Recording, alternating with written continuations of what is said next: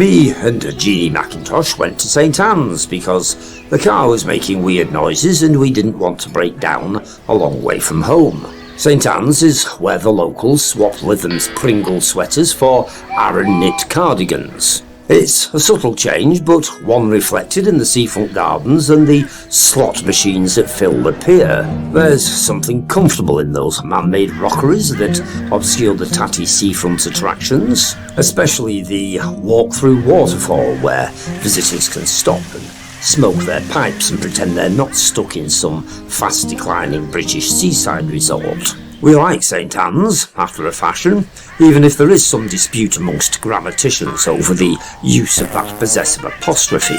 St Anne's is one of the finest examples of a 19th century planned town anywhere in Britain, apparently. The whole place brittles with Victorian buildings that watch over the residents like genial grandparents. For some reason, however, these days the high street's full of bits of scrap metal assembled into oversized bird cages. Somewhere out there, there's a flock of mutant Tweety pies terrifying the local moggies. Elijah Hargreaves designed the town's layout, the town itself being officially founded on the 31st of March 1875, when the cornerstone of the St Anne's Hotel was laid. We've done the "that must have stung his arse" joke before, so we're not going to do it again. Anyhow, the St Anne's Hotel has gone now, replaced by the underwhelming railway station, or so we believe. But let's return to those seafront gardens designed by Henry Gregson, no relation to Lancashire Footnotes sometimes co-presenter Jules. Or, more specifically, let's return to the bridge, completed in 1909 by Thomas Hornby. St Anne's likes tacky little bridges for some reason. They're all over the shop, especially around the Ashton Gardens, all resembling those crappy log cabin boxes that are covered in seashells that tourists with no taste like to buy in droves. Having set the last rock of the aforementioned bridge in place, Hornby then buried his own personal time capsule somewhere nearby.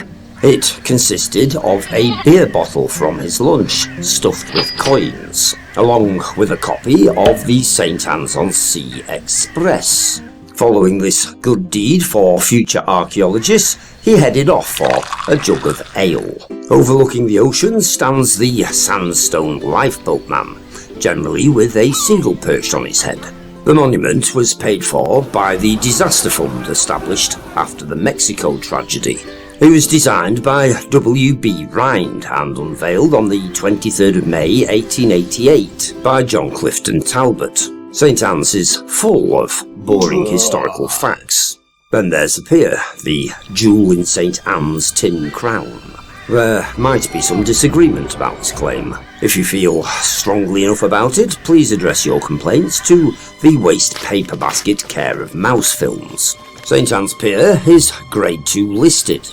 There's definitely something of the museum exhibit about it, with its mock Tudor grandeur and its out-of-date entertainments. Built in 1885, it originally reached out over the waves, but alterations to the channel left it landlocked. The steamers that had once ferried tourists to Blackpool had to go.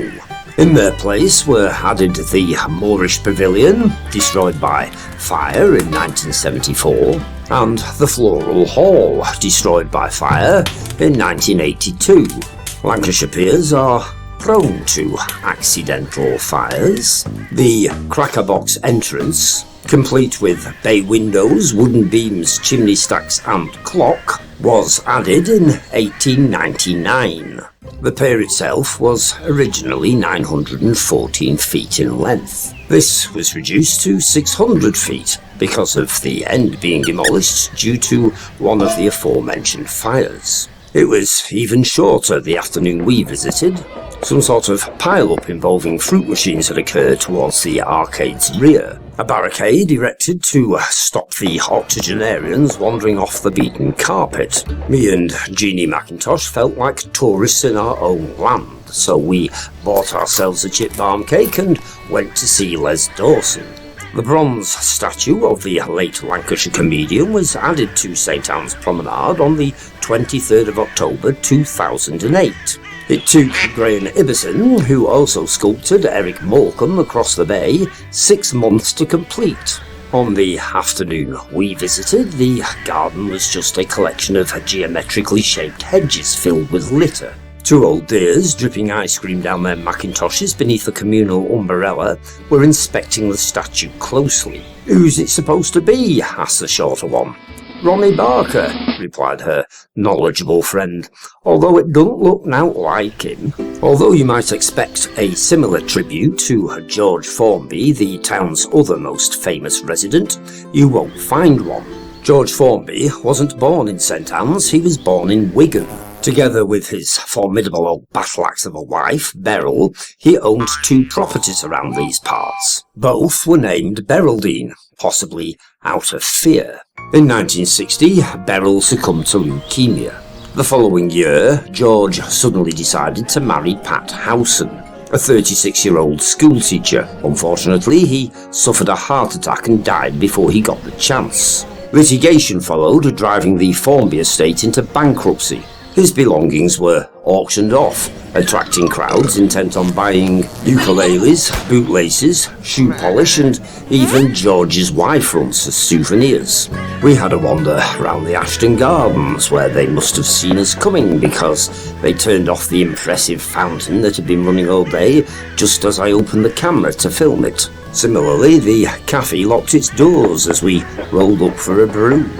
I couldn't help thinking that the residents of St Anne's must have watched some previous episodes of Lancashire Footnotes and acted accordingly. So that's where we'll stop. Subscribe if you want to. We'll be back again next week, probably, despite the fact that people keep telling us not to.